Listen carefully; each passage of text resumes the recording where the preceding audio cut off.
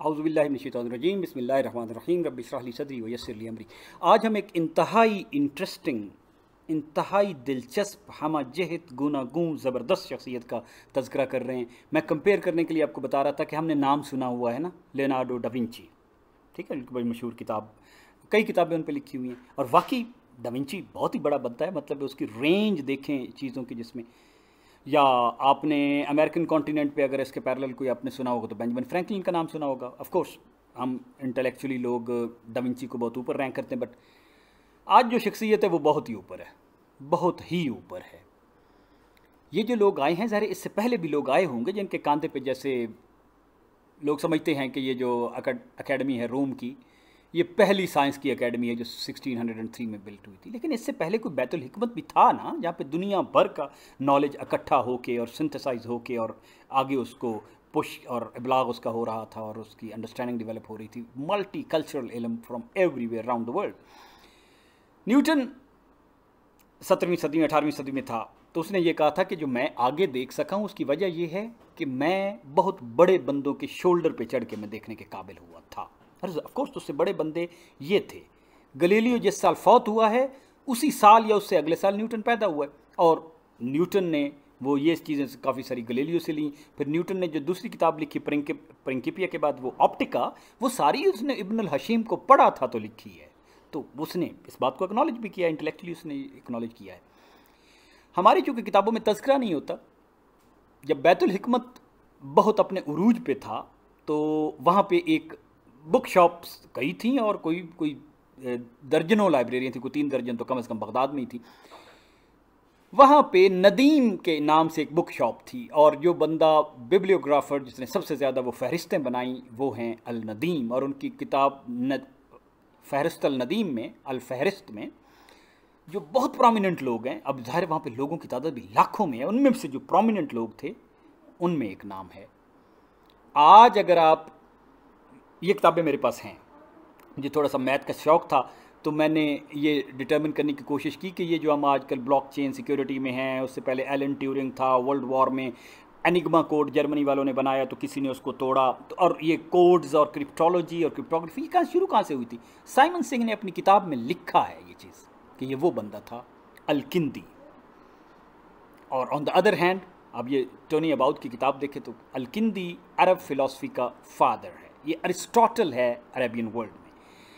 किस किस्म के सवाल उस ज़माने में किंदी पूछता है आप देखें। किंदी पूछ रहा है, and that's a way of thinking, that's how it works. Mirror burn कैसे करते हैं किताबुल शुआत में, वो पूछ रहा है कि ये परफ्यूम कैसे बनते हैं। वो इस पे काम कर रहा है कि ये स्काई ब्लू क्यों नज़र आता है, और उसकी रीज़न जानने की कोशिश कर रहा है और एक्सप्लेन कर रहा है कि वो क्या ज़रात कुछ करते हैं, कोई रिफ्लेक्शन वटेवर। वो ये क्लैरिफाई कर रहा है कि भाई जो आप लोग तुम समझते हो ज़माने के कि जो स्नो है ये ग्लास से निकलती है या अदरवाइज, ये फुलिश बात है। वो मतलब लोगों को लॉजिकल रीजनिंग, थिंकिंग, तदब्बर पे लेके आ रहा है, और इतने फील्ड्स में लेके आ रहा है, आप पॉज करके पढ़ सकते हैं। वो जो ज्योमेट्री है, स्फेरिकल्स हैं, या वो जियोलॉजी का सब्जेक्ट है, या इवन मोरालिटी और एथिक्स है, या वर्चूज़ हैं उसने, या नंबर्स हैं उसने, इनके ऊपर सेर हासिल बहस की है और हर चीज़ को आगे पुश किया है।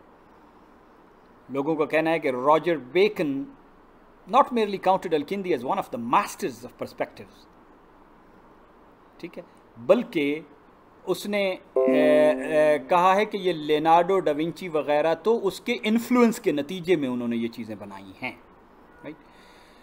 इब्न नदीम, जिसका हम पहले तज़किरा कर चुके हैं, वो कहते हैं कि अल-किंदी अपने वक्त का बेहतरीन शख्स है, यकता है उलूम में, और उसे फ़लसूफ़े अरब यानी अरब का फ़िलासफ़र कहना बनता है।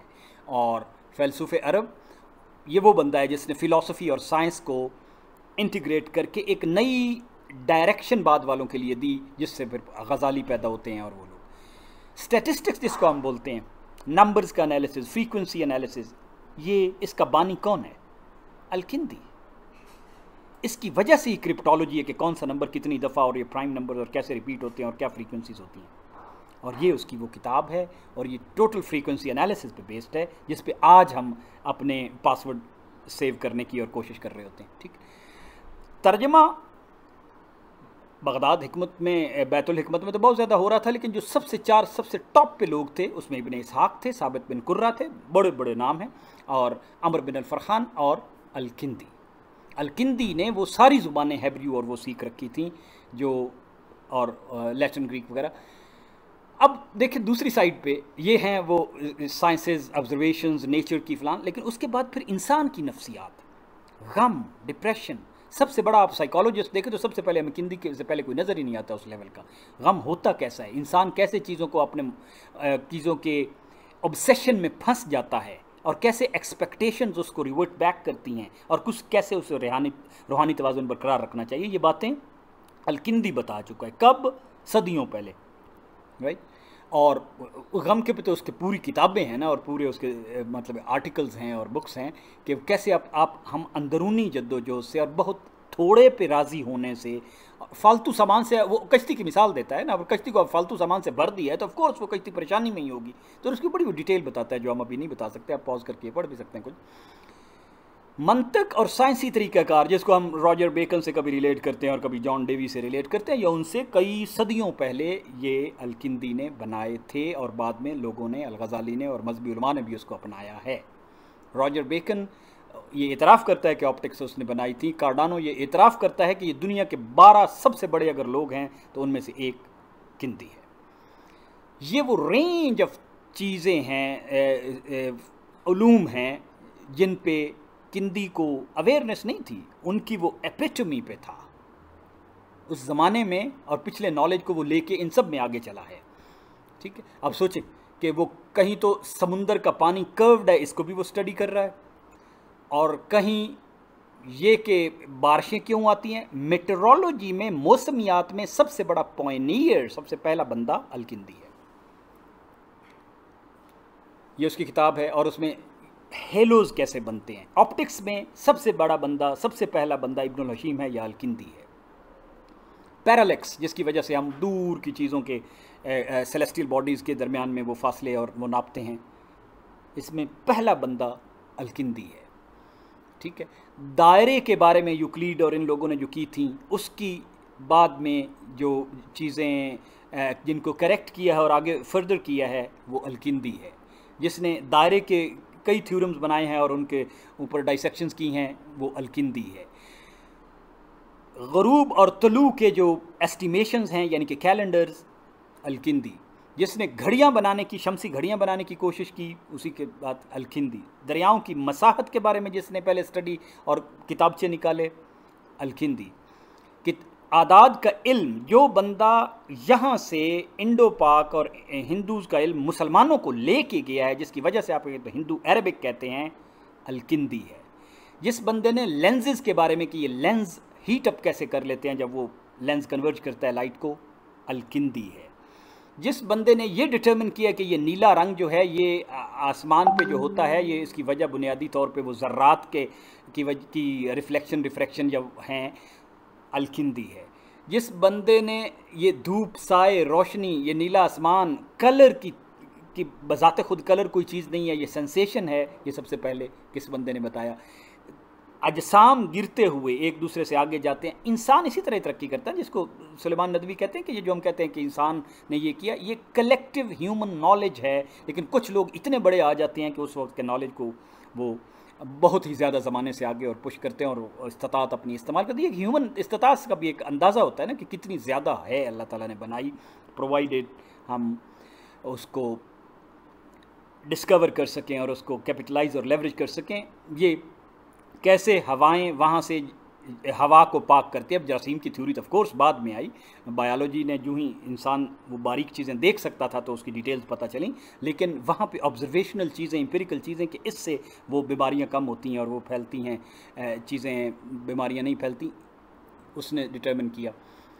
फिर मेडिसिन्स, न्यूट्रिशंस, खुराक की तैयारी में कैसे रेशोज़ होने चाहिए, अल-किंदी ने।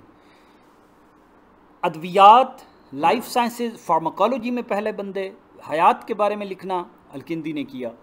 फिर उसने बड़े ज्योमेट्रिकल सीरीज़, क्योंकि मैथमेटिक्स उसके अल-किंदी के मतलब एक पैशन था ही, तो उसने ये ज्योमेट्रिकल प्रोपोर्शन में दवाइयों को कैसे मटेरियल को मिलाना चाहिए, 2, 4, 16, ये तसव्वुर भी अलकिंदी का अपना तख्लीक करता है। गम के बारे में तो हमने पहले बात की कि अलकिंदी बहुत ज़्यादा, बहुत ही डिटेल्ड और मटिकुलस, हम तो कार्ल जंग और फ्राइड से मुतासर है ना। आप ज़रा पढ़ के देखें अलकिंदी की कुछ चीज़ें, तो आपको पता चलेगा कि यार ये तो आज हम पढ़ के इस पर अमल करें तो वो बिल्कुल डाइसेक्ट एनालाइज करके बताता है कि यार या तो अंदरूनी वजह से है, या हमने वो अपनी तवक्कुआत की हुई हैं, या बाहर कुछ चीज़ें हमारे अख्तियार में नहीं है तो मैं कुछ कर नहीं सकता, लेकिन मैंने आपके ऊपर किया हुआ है। तो फिर उनके प्रैक्टिकल चीज़ें बताता है, रियल प्रैक्टिसिंग साइकोलॉजी बताता है, और उससे बचने के लिए क्या करना चाहिए। और देखें, अपने आप को इंट्रोस्पेक्शन करें कि कितने गम आते हैं। वो जैसे बीरबल ने कहा था, this time will also pass, ये वक्त भी गुजर जाएगा। तो किंदी वही बात समझा रहा है कि भाई ये ट्रांजिशनल चीज़ें होती हैं। लेकिन ये एक आज साइको एनालिस्ट हमें समझाता है, किंदी उस ज़माने में सदियों पहले समझा रहा है। ज़माने की नेचर, टाइम पे हर बड़े बंदे ने बात की है, उसमें किंदी में ज़माना, लम्हा, दहर, ये क्या चीज़ें हैं, और ये चेंज का परसेप्शन, ये टाइम जो भी है, इस पे उसने बात की है। मेट्रोलॉजी पे, मौसमियात पे तो मैंने पहले आपको बताया कि अलकिंदी ने कितनी बातें की हैं। चीज़ों के गिरने के बारे में और कॉमेट्स को जिस तरह न्यूटन देखता रहा है, और उससे ही ultimately came to discovery of inverse square laws and calculus, ये उससे पहले काम लोग करते थे, और उससे ये नॉलेज एक्यूमुलेट होता आया है। और धुंध कैसे पैदा होती है, ये सारी मेट्रोलॉजी के मतलब। लेकिन उसमें कोई शय ऐसी नहीं जो इर्द गिर्द थी बंदा सोचे कि यार कोई ऐसी चीज़ है जिसके बारे में उसने नहीं सोचा। आबादियाँ, डेमोग्राफी, क्या क्या चीज़ें, इन्वायरमेंट, और उससे कैसे इंटरैक्ट करती हैं, रिलेट कैसे करती हैं, और आबादियाँ कुर्रा अर्ज़ में कैसे ऊपर नीचे, उनमें सिमिलैरिटीज़, डिफरेंसेस क्या होते हैं। ये चीज़ें जो मेजरमेंट्स के इंस्ट्रूमेंट बनाना, और कई उसने बनाए हैं।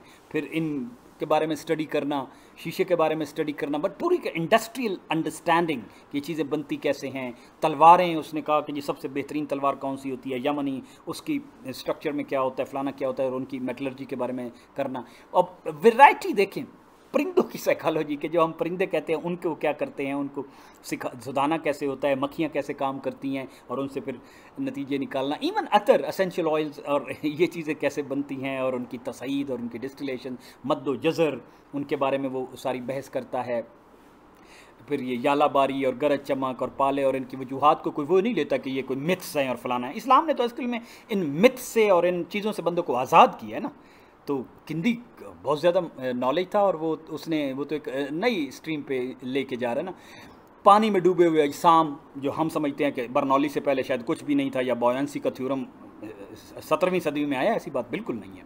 इसी तरह चीज़ें नीचे क्यों गिरती हैं, तो इंसान ये सदियों से ये चीज़ें सोच रहा था, और मिलेनिया से ये चीज़ें सोच रहा था। साउंड कैसे उसकी पिच होती है, वेव्स होती हैं, फ्ला होती हैं, उसके बारे में उस ज़माने की अंडरस्टैंडिंग एक पैदा की।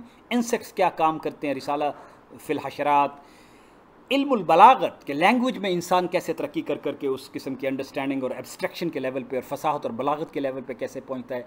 प्लेटो ने जो काम किया था प्लेटोनिक सॉलिड पे, उस काम को वो बंदा लेके आगे चला है। ये उसका ऐसा बंदा जो बातें करेगा, वो कितनी विजडम और इंसाइट्स वाली होगी, इसकी थोड़ी सी झलक इतनी देर में हम झलक ही देख सकते हैं। वो कहता है, the most miserable man is he who prefers himself the materials above the spiritual. Material तो ख़त्म हो जाने हैं ना, स्पिरिचुअल लेवल पे अपने आप को एलिवेट करना, ये असल बात है। ठीक है, फिर आगे हम कुछ उसकी चीज़ें देते हैं। उस कहते हैं एहसनुल कलाम क्या होता है। अब ये मेरे ख्याल में लैंग्वेज टीचर्स के लिए, या अदरवाइज जो इन बंदों ने भी बात करनी है बयान पे, कहता है बेहतरीन कलाम वो है जो माना में वाज़े, बयान में बेसाख्ता, और ऐसी तसनीफ़ अपने हदफ को पहुँचती है, और तर्ज़ तालीफ़ी पर कलाम डिक्शन में हलावत, ठीक है, उसमें अट्रैक्शन हो, और मकसदी हो, पुरमकसद हो। क्या बात है, मतलब पूरी एक फ्रेमवर्क ही दे दिया है कहने का। और वो कहता है कि अल्लाह ताला की नेमतों का इंसान उस वक्त तक हकदार नहीं बन सकता जब तक वो इन उम्दा खसूसियात जो उसने ऊपर बताई हैं का हामिल हो, और उनसे अपने आप को मुज़य्यन करे। ये बात है, ठीक है ना। और फिर उसने उसकी, आप सोचें कि क्या क्या खूबसूरत बातें उसने की हैं। कोट्स हैं ना, वो वर्ड्स ऑफ विजडम हैं। तुम्हारे पास, ए बेटे, ए पिसर, अगर तुम्हारे पास ज़राए और फुर्सत हो तो जो कुछ भी लिखा हुआ पाओ उसे नकल कर लो, क्योंकि अपनी नोटबुक में जितना स्याह छोड़ जाओगे वो बेहतर है सफ़ा छोड़ जाने से। क्या बात है। अल ज़मान फ़इन मा तक्तबहु अस्वद मन दफ्तर का खैर मिनहु अबयज़, जितना अस्वद होगा आपके दफ्तर में खैर मिनहु अबयज़, वो उस सफ़ेद से ज़्यादा बेहतर है। कुछ करके जाओ। कहते हैं ना अल्लाह ताला मा नक्तबु मा कद्दमु व आसार, हम लिख लेंगे जो करते हो और जो छोड़ जाओगे, तो कुछ छोड़ जाओ। ज़ुबान पे को काबू में रखो। अब ये उसके जो कोट्स हैं वो आप देखें कि वो बहर व रदीफ़ में कितने रिदमिकल हैं और किस तरह कोटेबल कोट्स हैं। मनसान लिसानुहु अक्सर आवानुहु, जो ज़ुबान में काबू रखेगा उसके ज़्यादा उसके इर्द गिर्द लोग होंगे, उसको ज़्यादा लोग चाहने वाले। व जअल जमीउन्नास अख़वानहु, और सभी लोग उसकी अख़वान भी होंगे, मदद भी करेंगे। अल अब्दु हर मा कना वल हर्र अब्दु मा तमा, ऐसा मुतमईन आदमी किसी आज़ाद शख्स के बराबर है, जबकि एक लालची आज़ाद आदमी किसी ग़ुलाम से भी बेहतर नहीं है, क्योंकि वो तो फंसा हुआ, वो तो खुद मतलब ग़ुलाम है चीज़ों का। क्या बात है। वमन मलक नफ्सहु मलकल मुमलिकतुल उज़्मा, जिसने अपने नफ्स का पे कंट्रोल कर लिया, सेल्फ कंट्रोल जिसको हो गया, वो बहुत बड़ी मुमलिकतुल उज़्मा का मालिक है। क्या बात है, ज़बरदस्त। वो कहता है किसी ने पूछा कि फ़लाँ तो गनी है, तो उन्होंने कहा मैं गनी होगा, लेकिन अब पता नहीं वो अपनी ख्वाहिशात से भी आज़ाद है कि नहीं, क्योंकि मुझे नहीं पता कि वो ख़र्च करने में कितना ऑब्सेसिव है। तो ऑफ कोर्स अगर हम उसमें नहीं हैं तो फिर हम ग़ुलाम ही हैं, अपने ग़ुलाम हैं ख्वाहिशात के, और वी आर ड्रैग डाउन। हिकमत के बारे में कहते हैं कि हिकमत क्या है, तो हिकमत के बारे में कहते हैं मुअतियतन कुल्ल शैइन हक़्क़ा, हर शय को उसका हक़ अता करना। क्या बात है, कितनी खूबसूरत। और कहते हैं कि दानाई जिस पे नाजिल होती है वो बेहतरीन हक़ उसे अदा करती है, जो इस्लाम का एक असूल भी है ना कि जिसको दानाई मिल गई उसे खैर कसीर मिल गया। मन इत्तखज़ल अदल सुन्ना कान लहु अहसन जुन्ना, ठीक है, जिसने सुन्नत अदल सुन्ना, अदल को सुन्नत बना लिया, तरीका बना लिया, उसको तो बहुत बड़ी ढाल मिल गई। क्या बात है, वो तो बचा ही रहेगा। क्या बात है। मन इत्तखज़ल हिकमत लिहामा अत्तखज़ु खुद नासा इमामा, वो लोगों का इमाम बन जाएगा। ये लीडरशिप का असूल है कि जो बंदा अपने जज्बात को लगाम दे सकता है। क्या बात है। अलकनु खैर मिनल खुजू, खुजू जो मतलब खिफ़त बेइज्जती, कनात खिफ़त से खैर है, बेहतर है। क्या बात। अब लिखने के, सोने पे लिखने के काबिल चीज़ें हैं। जो सब्र तहम्मुल की तंग राह पे चलता है, अमन की कुशादा राहों में बसेरा करता है। ज़ई का मुस्लिकुल हिल्म, ज़ई घुटना, इला सात अवतानुल अमन, वो अमन के वतनों, वतन की जमा अवतान, और वुसअत वाले अमन के वतनों में सैर करता है। मन सकना इंदल गज़ब लम यतहर्रिक लहुल अतब, म्यूज़िक, आपने म्यूज़िकलिटी, वो आहंग देखा है उसकी लिखाई में, हालांकि उसके अशार नहीं है, ये उसकी कोट्स हैं जो इश्तियाल अंगेज़ी पर भी पुरसकून रहे, उस पर तबाही कभी नहीं आ सकती। मन असाउल हिल्म अताउ ज़िल, सब्र तहम्मुल से मुँह मोड़ने वाला ज़िल्लत को दावत देता है। मन फहश गज़बा हदम हसबा, गुस्से में हद से तजावुज़ करने वाला अपनी आन बिगाड़ता है। ये बड़ी खूबसूरत बात है। खौफ माला दफ़ा लहू, जो चीज़ दफ़ा नहीं हो सकती, इनेविटेबल है, आनी है, उसका खौफ करना। मन अखलाक का माला अकल लहू, वो तो ऐसे अखलाक हुए कि आप उसमें जिसमें अकल का दखल ही नहीं है, वो तो बेवकूफ़ी है। होनी से डरना बेवकूफ़ों का शेवा है, जिस तरह उर्दू में उन्होंने तर्जमा किया। मन इत्तबा सब्र इत्बाउ नसर, जिसने अपनी सब्र का इत्तबा किया, सब्र कर लिया, उसको नसर फॉलो ही करेगी, उसके पीछे पीछे कामयाबी आएगी। क्या बात। मन हसन खल्क़हु ताब रिज़्क़हु, जिसकी अच्छी हयात हुई, हुस्न खल्क़, ताब रिज़्क़हु, उसका रिज़्क़ बढ़ेगा। वमन सा खल्क़हु किल्ल रिज़्क़हु, और जिसका खल्क़ ख़राब हुआ, खुल्क़ यानी कि आदात अतवार, खुल्क़, उसका रिज़्क़, मतलब रिज़्क़ से मुराद सिर्फ वो मनी नहीं होता, रिज़्क़ सारी फैकल्टीज़ और उसके वो चीज़ें होती हैं।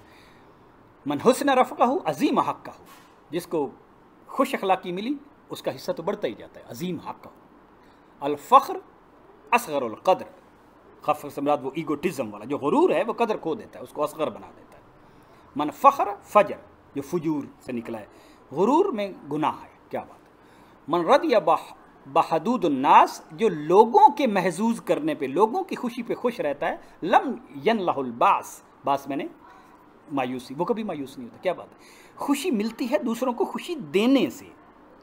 कुंदी से बड़ा कोई बंदा आपको नज़र नहीं आता अगर आपने आज के स्ट्रेस और डिप्रेशन पे वाकई समझना है तो। मन रदिया बेहद गैरहू, जो राज़ी हो गया दूसरे गैर के हज़ से, ठीक है ना, उसकी खुशी से। मन रदिया बेहज़्ज़ गैरहू लम यरन कसफ़ी खैरहू, उसकी तो खैर में नक्स आएगा ही नहीं, वो कभी नुकसान से दो चार होगा ही नहीं। मन लज़मुल वफ़ा लज़मुर रदा, जो अपने अहद का पास रखेगा वो हमेशा खुश रहेगा, क्योंकि उसे टेंशन होगी नहीं, because he is following his commitments, ठीक है। अल हासिद गैर वाजिद, क्या बात है, हसद कभी वाजिद नहीं हो सकता, कभी देने वाला नहीं हो सकता। और आगे कहते हैं फल हासिद अबदन फ़ाक़िद, और वो हमेशा तलबगार ही रहता है। मन अताउल वफ़ा, ठीक है ना, जो वफ़ादार का जो भाई है, लम यसगाउल अखा, उसकी कभी हुक्मदुली नहीं होती। यासउल अखा अल बख़ील अबदन ज़लील, बख़ील अबदी तौर पे ज़लील ही रहेगा। अलजूद मौजूद, अलजूद मौदूद, वदूद होता है ना मोहब्बत, जो जूद होता है फ़याज़ी जवाद, वो बड़ी महबूब चीज़ है। लेकिन आगे कहते हैं गैर मौजूद, लेकिन ये मिलती नहीं है। उर्दू में उन्होंने तर्जुमा किया अनका है, वो परिंदा जो नायाब है, रेयर है नहीं। अलजूद मौजूद गैर मौजूद, म्यूज़िकलिटी देखें उसमें। ख़यानतुन्नास अकबख अफलास, ख़यानत अफलास की बदतरीन शक्ल है, कभी तरीन शक्ल है ख़यानत। मन कलब ज़हब, दरोगा तबाह हो जाता है।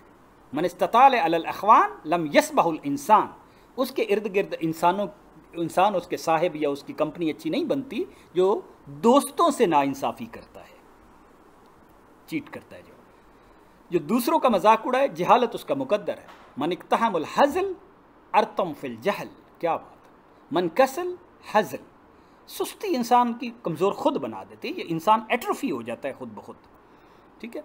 तो ये बड़ा खूबसूरत है, वाह वाह, ये मेरा फेवरेट है। इस जो थोड़ी सी मैंने इनको पढ़ा कि जो शख्स आर्जी जिस्मानी मुशक्क़त से भी गुरेज़ करे, वो रूह की अबदी मुशक्क़त से नहीं बच सकेगा। Worth writing gold plated. तो अब उनके थोड़ी सी हिकायात सुने। लोगों ने पूछा कि जी मन अहसन अन्नास सूरा, देखने में खूबसूरत लोग कौन है? तो उसने कहा जो अपने आप को बेहतरीन इंसानी शक्ल में डाले। लोगों ने पूछा भी बेहतरीन इंसानी शक्ल क्या होती है? कहते चार चीज़ें, दानाई, अदल, इफ़्फ़त और हर मामले में शुजात।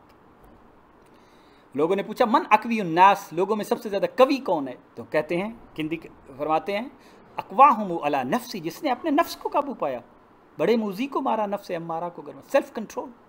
उसने कहा मन अशकी अन्नास फ़ी दुनिया, सबसे ज़्यादा शकी कौन है? तो उन्होंने उसका जवाब दिया जो सबसे ज़्यादा बदबख्त वो है जो ऐसी शय हासिल करना चाहे जो उसकी नहीं है और उसके पीछे पीछे लगा हुआ है अपनी ख्वाहिशात के, जो उससे दूर ही होती जाएंगी, जिसको हम पंजाबी में कहते हैं ट्रक की बत्ती के पीछे चले जाना, राइट। तो आखिरत में बदकिस्मत कौन है? उसने कहा जो अपने खालिक को नहीं पहचानता। क्या बात है, डिस्टिल्ड लर्निंग्स हैं और इंसाइट्स हैं। और पूछा सबसे ज़्यादा बखील कौन है? तो कहता है जो वो चीज़ नहीं देता जो देने से कम नहीं होती, इल्म। इल्म में वो कहता है कि आपका दुनिया में भी वो उस फले फूलेगा और आखिरत में भी आपको इजाफा कर, नक्तबू मा क़द्दमू व आसारहुम, सखावत का फल दुनिया से दूसरी दुनिया में मुंतकिल होता रहता है। पूछा गया मन अजहलुन्नास, लोगों में जाहिल कौन है? तो कहते हैं जाहिल वो है जिसको अपनी जहालत का पता नहीं है, उसको कहते हैं जहलुल मुरक्कब।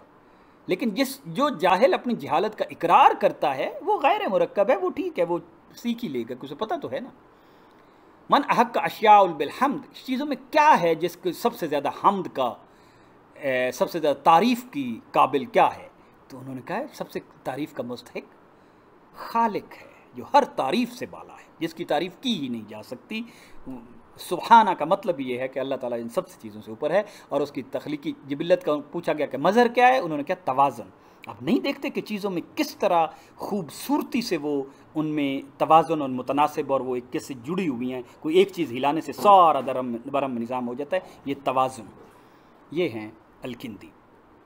फ़लसफ़ा, रियाजी, तबियात, हेयत, तबीब, अब देख लें क्रिप्टोलॉजी, न्यूमरोलॉजी, स्टैटिस्टिक्स, मीट्रोलॉजी, क्या चीज़ है जो उन्होंने फील्ड्स ऑफ स्टडी उनके देखे। उन्होंने ज़ीरो से इन्फिनिटी पे, स्पेस पे, स्फेरिकल्स पे, और ट्रांसलेशंस में आप देख लें, क्वेश्चनिंग में आप देख लें। तो आज हम अगर कहते हैं ना जब हम वो डेटा सिक्योरिटी पे बात कर रहे हैं तो ये कोई एनिग्मा पे किसी ने काम किया था और एलन ट्यूरिंग ने किसी पे काम किया था, तो इनसे पीछे जाके कड़ियाँ याकूब किंदी से मिलती हैं। मुख्तसर तरीन तारुफ ये था कि कूफा में पैदा हुए 800 हिजरी में, 870 में वफ़ात पाई। अलकिंदा ट्राइब थे, लैटिन में अलकिंडस कहते हैं। कूफा के गवर्नर के बेटे थे, और मामून और उनके मोतसम बिल्ला के बेटे के अतालिक भी थे। लेकिन इतनी सी भी इम्प्रेशन 16 साल के उसमें हमारे सिस्टम ने अगर नहीं दिया तो there is something wrong, we need to fix it. अल्लाह ताला इनको अजर दे जिन्होंने इतनी विजडम हम तक पहुंचाई, और हमें तौफीक दे कि हम इनसे सीखें, अपने एंसेस्टर से जिन्होंने जो इतना नॉलेज छोड़ के गए हैं। वनशहदु अल्ला इलाहा इल्ला अंता वनस्तगफिरुका व नतूबु इलैक।